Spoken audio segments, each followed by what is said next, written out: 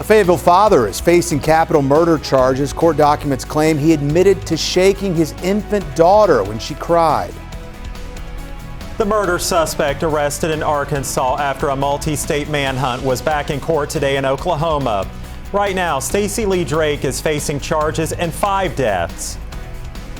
And as families mourn tonight, leaders are in the hot seat after deadly flooding in Texas. Some victims say they had little to no warning.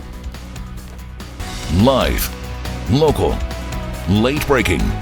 This is 4029 News at 6. Good evening, I'm Chip Scarborough in for Allison Wise. And I'm Brandon Evans. Let's get straight to weather. We got pop-up showers, maybe some storms happening across our area. That's why it's an impact day. Our chief meteorologist, Darby Bybee, is closely tracking the timing of those rain chances this evening. Darby. Yeah, absolutely. And we got a little bit on radar here, so let's go right to radar. Some spotty shower and thunderstorm development, a little bit around Johnson right now, and a few areas around Carroll County, near Berryville, and a little bit east of there, a little bit north of Huntsville and northwest of Huntsville, closer to Hinesville right there. And you can see a little bit south Beaver Lake too. So just kind of spotty around northwest Arkansas, spotty around the River Valley as well. Little shower right there close to the river there, just east of Fort Smith, south of Fort Smith as well, around Huntington toward Poto and over Logan County, south of Clarksville. Yeah, look, we're going to continue to see some off and on showers and storms across the entire region through the evening and overnight hours. Temperatures mostly down the 80s to around 90 with some cloud cover now across the area and some of that rain in some spots. So watching this throughout the course of the evening and throughout the night. There'll still be, even once the sun goes down, there'll still be a little bit of activity. Not as much as we've got maybe through about 9 or 10 p.m., but even after 10 p.m. something could pop out there even into early tomorrow morning. The chances start to come back up, Chip, as we go toward the latter part of tomorrow morning into tomorrow afternoon. Really, the chance rains better tomorrow, and including maybe a strong to severe storm. We'll talk more about that and the rest of the forecast coming up. Darby, thank you. A Fayetteville father is facing capital murder charges in the death of his 4-month-old daughter. We have 4029's LaKyra Banks joining us now in studio. So LaKyra, what do we know at this time? Well, Jay Kraus, this man right here is being held in the Washington County Jail on a $15 million cash-only bond. That's right, $15 million. Now, the county prosecutor says Kraus was originally booked on a battery charge, but it was upgraded once the baby girl died. So according to court documents, police began investigating on June 24th after the 4-month-old baby girl was taken to the Arkansas Children's Northwest Hospital with traumatic brain injuries. However, because of the severity of the injuries, the baby had to be airlifted to Children's Hospital in Little Rock. Doctors there found the injuries to be deliberate, not accidental. The baby's mother told investigators that she'd been at work all day and that the infant was left with her father, Kraus. Police say despite noticing symptoms early that morning, Kraus didn't call for help until the mother arrived home late in the afternoon. Police searched Kraus's phone and found text messages showing frustration over the baby's crying. And in an interview, police say Kraus admitted to shaking the baby on 3 separate occasions, including the day that she was taken to the hospital. The infant died 9 days later. The bond is high because of the nature of the charges in this case. With capital murder, you're actually not entitled to a bond, and the state in this case asked indeed for no bond. The judge in this case, at his 8.1 hearing this morning, set his bond at $15 million cash, meaning he has to come up with $15 million in cash to be able to post bond in this case, which to the state seems the same as no bond in function. So Kraus also faces several other unrelated charges in Washington County, including domestic assault. We'll have more on his history tonight at 9 and 10. In studio, LaKyra Banks, 4029 News. LaKyra, thank you. A 23-year-old man charged in the death of his grandmother. His grandfather is now under the temporary guardianship of his parents. So Jay Zimmerman's parents filed for guardianship after he was arrested and accused of pushing his grandfather into a backyard fire. Zimmerman faces felony charges in that incident. Now, in a court filing, Zimmerman's parents say he has autism and possibly suffered a psychotic break. Now, he's due back in court in that guardianship case in October. And a former Rogers police chief appeared in court today, or his lawyer appeared in court today, after being arrested on charges of driving while intoxicated. Authorities say Hayes Minor was arrested and charged with speeding, DWI, and following too closely back in June. Today, he pleaded not guilty.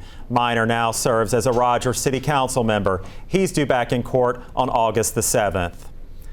A man was sentenced to 20 years in prison for killing a 12-year-old girl while driving drunk. This happened on the Fulbright Expressway in Fayetteville. Alexander Rios Rodriguez was charged with 1 count of negligent homicide after the crash in January of 2024. Investigators say he was driving east in the westbound lanes when he hit a car head-on, killing the front seat passenger. The driver and 3 other people in that vehicle were hurt. Authorities say Rios Rodriguez had a blood alcohol level of 0.13. That's above the legal limit of 0.8. And a man suspected of killing 2 people in Alabama and 3 people in Oklahoma was back in court in Sequoyah County today. That's where 4029's Brett Rains is live with the latest on what happened inside the courtroom. As of right now, Stacey Drake will stand trial here in Sequoyah County for the deaths of the 3 people who were killed here in Oklahoma. Today, his attorneys entered not guilty pleas to amended charges that could include the death penalty if convicted of murder. Mr. Drake, anything you'd like to say this time? Stacey Drake was once again arraigned in Sequoyah County District Court. The hearing only lasted a few minutes. Right now in Oklahoma, he's charged with 3 counts of first-degree murder, robbery with a dangerous weapon, possessing a stolen vehicle, and having a pattern of committing criminal offenses. Drake is accused of causing the deaths of Tara Underwood and Taylor Sharp. They worked at LaFerris Propane in Gans, Oklahoma. Underwood's fiance found them dead inside the business on June 18th last year. Drake is also charged for the death of Philip Emerson in El Reno in Canadian County, about 30 miles outside of Oklahoma City. Emerson was found shot inside his home 2 days before Underwood and Sharp were killed. Drake is also a suspect in the death of Quandarius Young, who was found dead inside an abandoned building on May 15th, 2024 in Fairfield, Alabama. He's also accused of shooting and killing another Alabama man. It happened outside of a building that's used for Alcoholics Anonymous meetings. And if convicted of murder in Oklahoma, prosecutors are asking for the death penalty. Drake is due back in Sequoyah County District Court on September 8th for a status update about the case. In Sallisaw, Brett Rains, 4029 News. The Oklahoma State Department of Education will mandate that every school district in the state fully fund student meals starting in the 2025-2026 school year. The state says this will be done by using existing state and federal money. State Superintendent Ryan Walter says taxpayers are being triple taxed to cover lunches. He said schools should use their, quote, wasteful administrative budgets to cover the costs. Well, the death toll continues to rise in Texas after devastating floods this past weekend. Officials there say more than 100 people are dead as crews continue search and rescue missions. Now, waters rose 26 feet in less than an hour over the weekend. Officials say it happened as many people were asleep. They say more than 400 first responders from 20 different agencies helped rescue nearly 1,000 people just since Friday.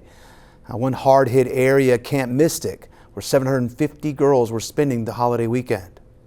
Just go hug your kids, because I got to tell you, I hugged my girls with tears in my eyes, because every one of us who's a parent, there but for the grace of God go I. I need to tell my community and those families who are waiting, this will be a rough week. Primary search continues, and we remain hopeful. Now, we're told search and rescue crews are going to continue working around the clock. Now, another flood watch impacting nearly 5 million people, including all of the flood disaster areas, remains in effect. As rescue teams search for the missing in Texas, a new focus today on the warnings that were sent out ahead of the floods. The National Weather Service is facing staffing shortages, but so far there is nothing to indicate that can be connected to this particular flood. An agency spokesperson tells ABC News that extra Weather Service workers were called to the area to help with the major weather event. Are you investigating whether some of the cuts to the federal government left key vacancies at the National Weather Service or in the emergency coordination? No, they did not. They did. Well, FEMA is something we can talk about later, but right now they're busy working, so we'll leave it at that. FEMA was activated after President Trump issued a major disaster declaration. Homeland Security Secretary Kristi Noem says local authorities will get the help they need. Local organizations in Arkansas and Oklahoma are mobilizing to support the victims and first responders. In fact, Sheepdog Impact Assistance is already in Texas assessing damage and seeing what help is needed. Yeah, they say that more team members going to head to Texas soon. Sheepdog expects that deployment going to be sometime midweek. We'll keep you posted about that. And while rescues take priority, efforts for rebuilding the area, they're already underway. In fact, there are multiple ways that you can donate, either by phone or online. But if you're not sure where your money goes, our national team's actually made it easy to pick from one of the many different charities that are available. You can find information on our website or on our app, 4029tv.com. So on average, the National Weather Service says over the last few decades, flooding has caused nearly 125 deaths per year in the U.S. And here are some of the deadliest floods of the past 25 years. So in 2024, Hurricane Helene hit Florida, Georgia, the Carolinas, Tennessee, and Virginia. National Weather Service says that storm caused about 250 deaths. Back in 2005, Hurricane Katrina was the deadliest flood event in the U.S. in the past 25 years. It was also the costliest storm in U.S. history. Katrina caused nearly 1,400 deaths and an estimated $200 billion in damage. And Hurricane Ike hit the southeast Texas Gulf Coast in September of 2008, creating a storm surge as high as 20 feet in Galveston. The storm caused $29 billion in damage and was responsible for more than 100 deaths, many caused by flooding. Well, when we come back here, we're taking a closer look at what some call the social movement of our lives, living longer. We're zeroing in on the art of giving life to those years.